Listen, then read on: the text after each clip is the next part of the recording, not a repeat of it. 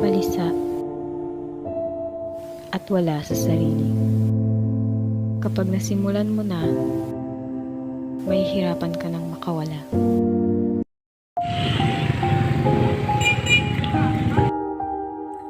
Ako si Jason, masipag, matyaga, at masunuring bata. Kung sa pag-aaral, aking pinagsisikapan upang ako'y makatapos at makatulong sa aking pamilya.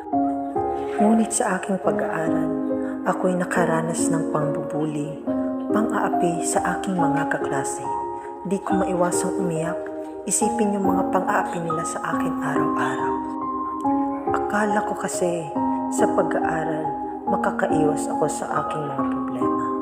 Ngunit hindi pala, mas lumala ang aking buhay sa mga taong nakakasalamuha ko. Araw-araw, tinatanong ko ang aking sarili, ba't ganito? Ba't ko nararanasan ang mga ganito? Di ko alam kung bakit. Pamilya, kaibigan, karamay, kasama, wala ako nun. Wala.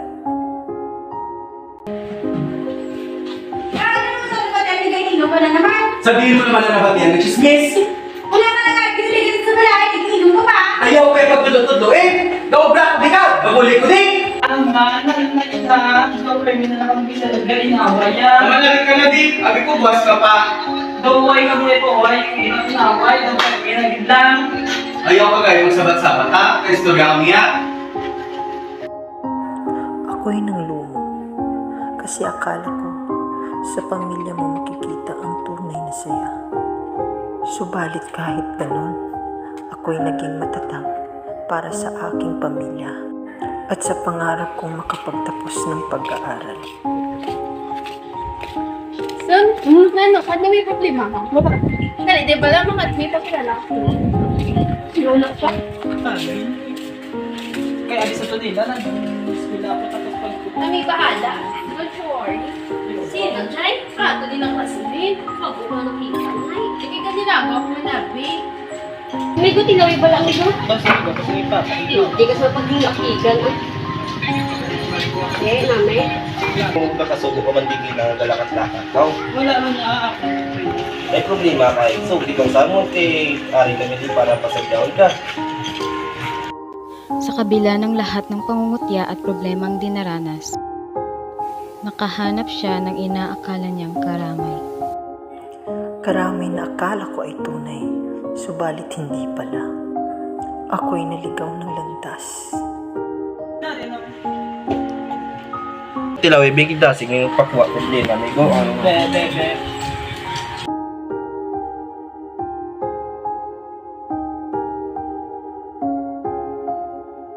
Nang dahil sa barkada, sinubukan din ni Jason ang drongka. Nang dahil na din sa pag-iisip na walang nakakaintindi sa kanya, mas pinili na lang ni Jason magpakasaya at isa walang bahala ang lungkot at problema na dinaranas. Sumubok ako ng ipinagbabawal na gamot kasi akala ko yun lamang ang paraan upang makalimutan ko ang puot, pait, sakit na aking nararamdaman. Sandali kong kinalimutan ang lahat nang makasama ko ang aking inaakalang tunay na kaibigan. Sa aking pagkalimot, nakalimutan ko na rin ang aking pangarap, ang aking sarili, kung ano ako at kung sino ako. Nakalimutan ko lahat dahil sa akala ko yun lamang ang makakatulong upang sumaya ako. Di ko alam kung bakit ako nagkakaganito. Siguro dahil sa problemang na dinaranas ko sa aking buhay. Siguro ito'y isang parusa. Parusa na di ko alam bakit ito'y aking nararanasan. Problemang gusto kong kalimutan at huwag nang balikan pa. Lasing at wala sa sarili si Jason, kaya hinatid na lamang siya ng kanyang bagong mga barkada pa uwi sa kanila.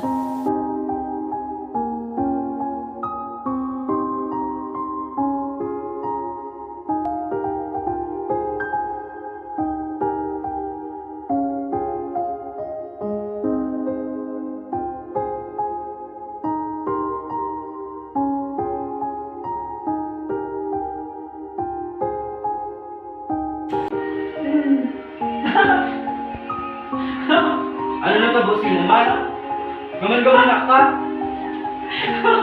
Hoy, pagsabat!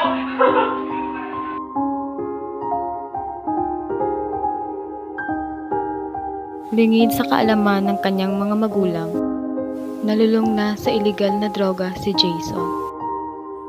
Di ko na namamalayan na inuulit-ulit ko na pala ang paggamit ng droga. Dahil sa aking paggamit, nakakalimutan ko lahat. Lahat. Dito nararanasan ko yung sandaling saya, sandaling pagkalimot ng problema.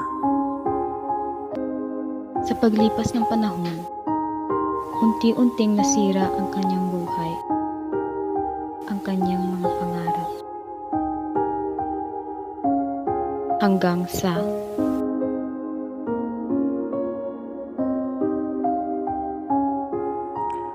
sa hindi ko na kaya.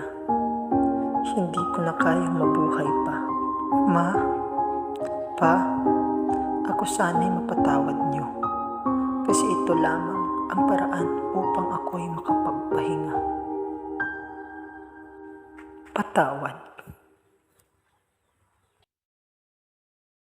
Jason, naman yung hilo. Naman yung hilo mo na. Naman yung bayaan mo po.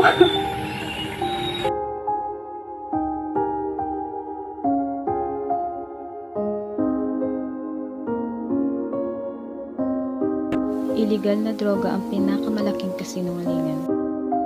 Sisirain ka nito at ang buhay mo. Kaya huwag mong susubukan.